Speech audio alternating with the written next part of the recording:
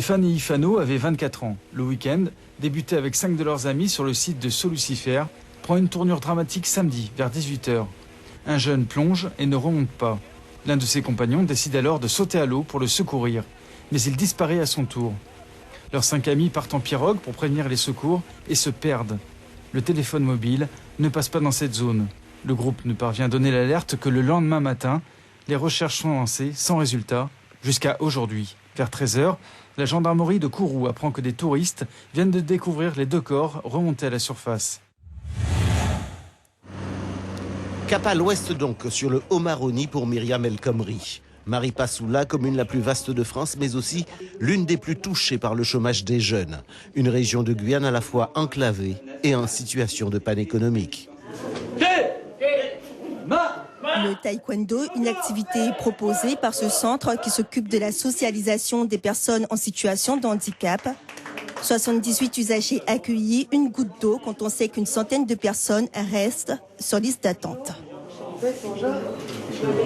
Après Matiti, c'est à Cayenne qu'on retrouve la ministre à l'URCOM. En jeu, la formation professionnelle des régions et des collectivités d'outre-mer. Une rencontre stratégique pour évaluer l'état des lieux de la formation professionnelle des territoires français d'outre-mer. Merci de nous accueillir. La Guyane compte 22 500 chômeurs. La ministre du Travail a voulu les rencontrer ce matin dans la plus grande agence Pôle emploi, celle du quartier Baduel à Cayenne. 37 agents y travaillent. Selon nos informations, la Guyane est la région où chaque conseiller doit suivre le plus grand nombre de demandeurs d'emploi, juste derrière la Réunion. Le ministère du Travail répond à cette situation en annonçant un plan spécifique de formation. Rue Barra à Cayenne, site historique de la Caisse générale de sécurité sociale de la Guyane. Les raisons de la grève s'y affichent: peur, souffrance au travail, manque d'effectifs face à une charge de travail en constante augmentation. Les agents des services maladie, retraite, URSAF se disent affectés et pour certains depuis des années. Ils n'en peuvent plus d'interpeller la direction. Les discussions achoppent, la direction ne cède pas sur la légitimité du droit de retrait.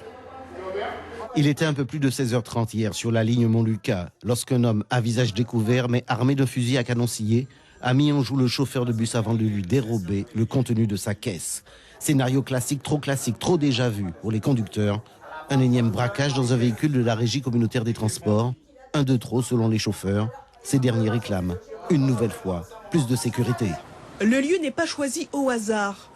Devant les grilles du tribunal de Cayenne, les policiers manifestent à visage découvert. Sur leur t-shirt, des mots qui illustrent leur état d'esprit actuel. Pendant une demi-heure, ils sont restés sur place pour réclamer plus de moyens, mais aussi pour dénoncer une justice qui ne serait pas assez ferme.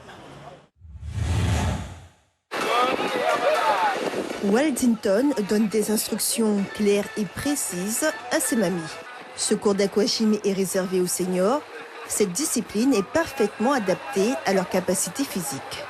L'aquagym permet de prévenir ou de soulager certaines pathologies comme l'ostéoporose, l'arthrose, le mal de dos. Les seniors ont apprécié cette activité.